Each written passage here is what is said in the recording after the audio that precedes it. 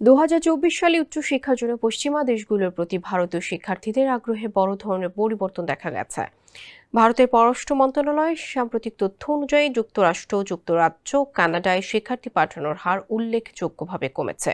অন্যদিকে Bangladesh, Russia, Singapore ও উজবেকিস্তানের মতো দেশের প্রতি আগ্রহ বেড়েছে।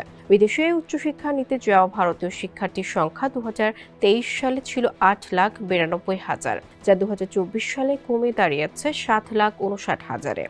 অবাক করা হলেও সত্য, এই সময়ে বাংলাদেশ ও অন্যান্য দেশে ভারতীয় শিক্ষার্থীর সংখ্যা বেড়েছে। 2023 সালে বাংলাদেশে যান 20,368 জন ভারতীয় শিক্ষার্থী, যা 2024 সালে বেড়ে দাঁড়ায় 29,232 জনে। ওয়ালটন এখন দেশের সীমানা পেরিয়ে পৌঁছে গিয়েছে 50টিরও বেশি দেশে।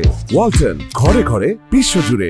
এটি একটি উল্লেখযোগ্য বৃদ্ধি। বিশেষজ্ঞরা বলছেন, পশ্চিমা দেশগুলোর ভিসা জটিলতা, অভিবাসন নীতির কঠোরতা এবং ভূ রাজনৈতিক অনিশ্চয়তার ভারতীয় শিক্ষার্থীদের অন্য গন্তব্যে ঝুঁকতে বাধ্য করছে। অন্যদিকে বাংলাদেশ ও রাশিয়ার মতো দেশে কম খরচে মেডিকেল ও টেকনিক্যাল শিক্ষার সুযোগ, সহজ ভিসা প্রক্রিয়া এবং গন্তব্যের নিরাপত্তা এসব দেশের শিক্ষার্থীদের আগ্রহ বাড়াচ্ছে।